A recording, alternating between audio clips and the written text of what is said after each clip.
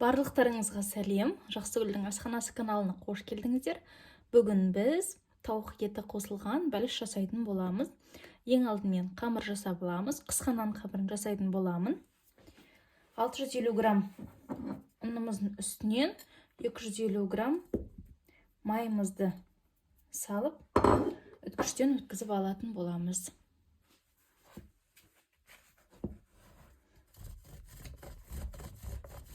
Майымызды қайта-қайта ұнға батырып отырамыз. Сол кезде жақсы шығатын болады. Барлық майымызды үткіштен өткізіп алдым. Енді бұны жақсылап араластырамыз. Бізде осында қамыр пайда болады.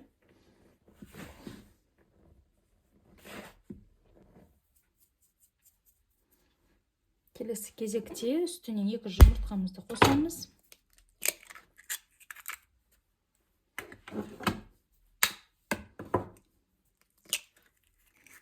Бір ас қасық тұзымызды қосамыз.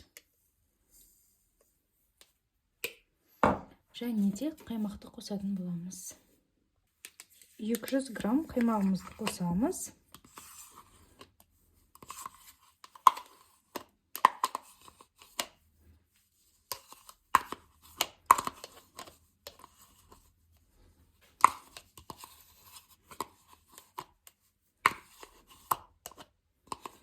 Жақсылап тұрып араластыратын боламыз.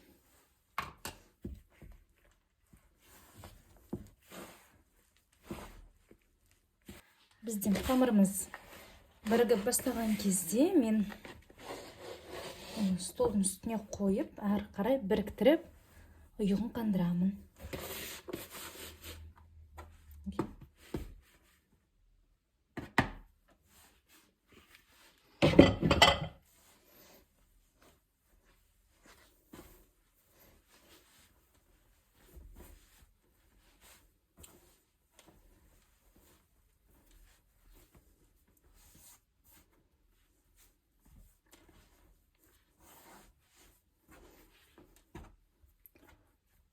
Біздің қамырымыз біркелкі болып бірікті.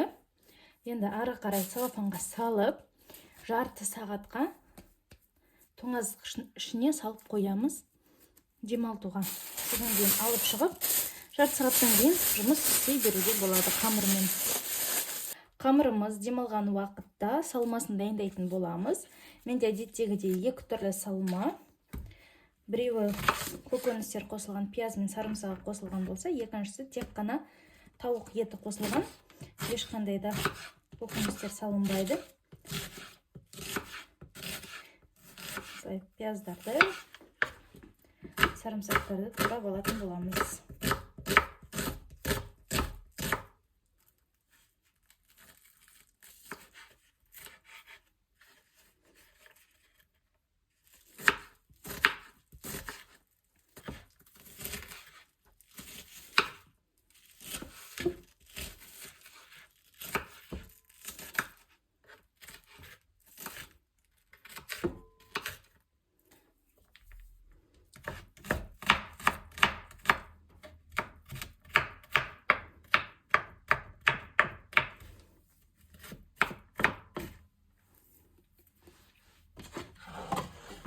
Барлығын турап болдық. Енді етімізді тураймыз.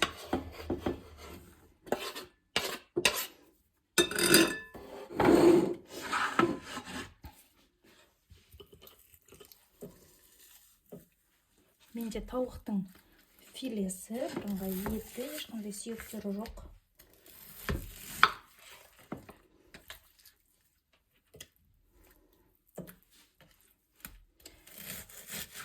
Ұсақтап турап алатын боламыз.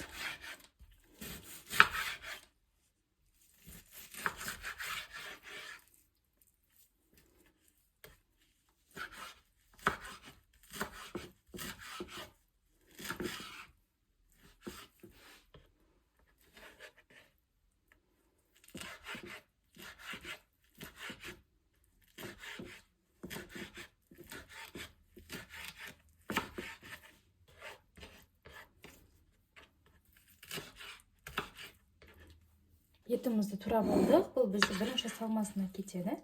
Ешқандай көкөністерсіз, тек қана еті және де тұз бүріш қосылған салма болады.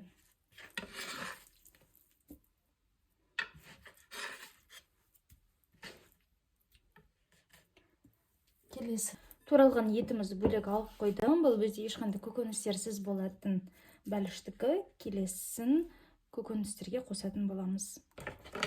Бұны да соқтап турап аламыз. Осындай кішкене мұздатылған болатын болса, онда ол тез әрі жеңіл туралады етіміз. Қатты еріген етіміз ол бұлай тез турала қоймайды, жібіп.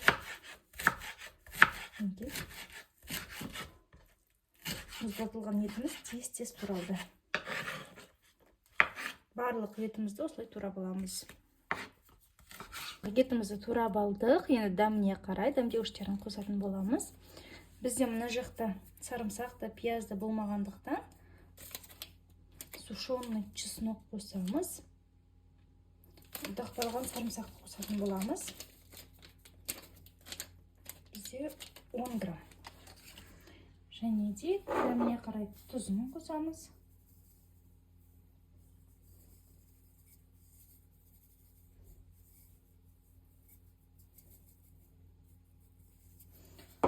Қара бұрыш, қызыл бұрышын қосатын боламыз.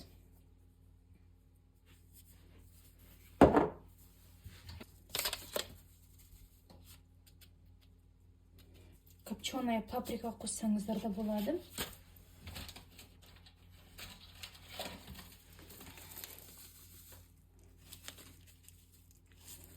Бұлға араластырып қоямыз. Бізде осындай салмасы, яғни фаршы дайын болады.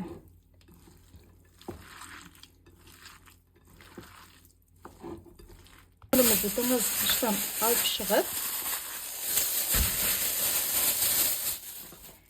илейміз.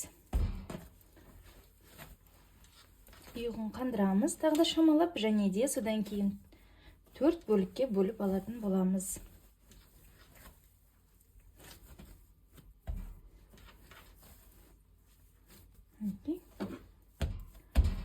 Төрт бөлікке бөлеміз қамырымызды.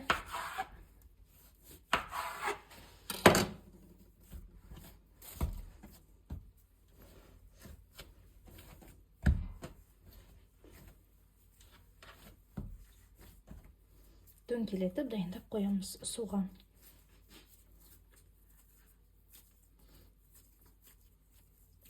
Столдың үстіне азық ұн сеуіп, қамырларымызды жайып алатын боламыз.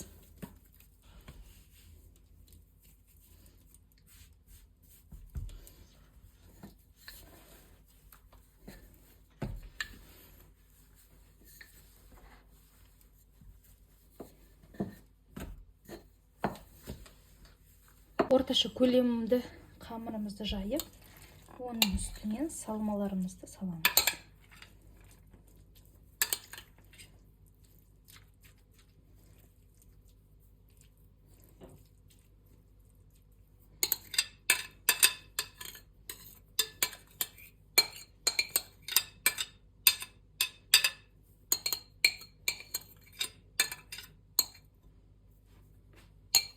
Келесі кезекте одан кішірек қамырымызды тағы да бір илеп, үстін жабатын боламыз.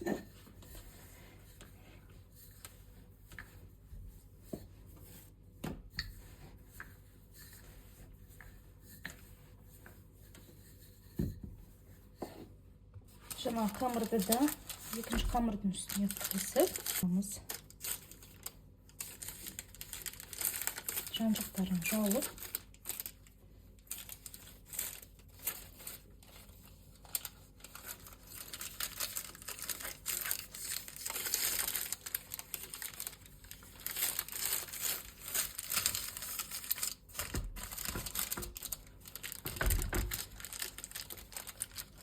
сәндік үшін жан-жағын айырмен басып жүрсеңіздер де болады.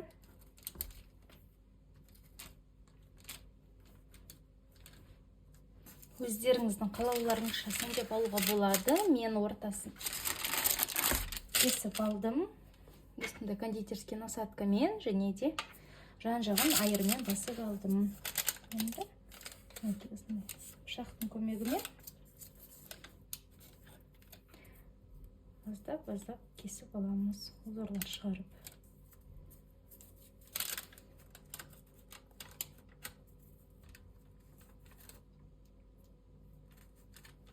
Алдын ала пешті қосып қойдым 200 градусқа, асты үстін конвекциясыз пешке салып 30-35 минутта пісіріп шығамыз. Біздің бірінші бәлішіміз пеште болған кезде екінші бәлішімізді дайындап қоямыз. Дәл жаңағындай қамырларды ысып, одан кейін салмасын салып, одан кейін үстінен одан кішірек қамырды ысып, жауып қоятын боламыз. Біздің бірінші бәлішіміз дайын болды, 35 минутта пісіп шықты. Қазір екінші бәлішімізді салып, тағы да 35 минутта пісіріп аламыз. Біздің бәлішіміз кескен кездегі салмасы мол, ішіндегі және де оңай туралады. Қамыры деген жұмсақ болып пісті.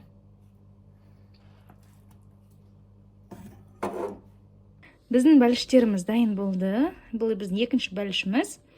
Ешқандай көкөністер жоқ. Мынау біздің бірінші бәлішіміз. Бүгінгі видео ұнаса, лайк басып, комментарий жазып, каналға тіркелулеріңізді сұраймын. Барлықтарыңызға рахмет. Сау болыңыздар.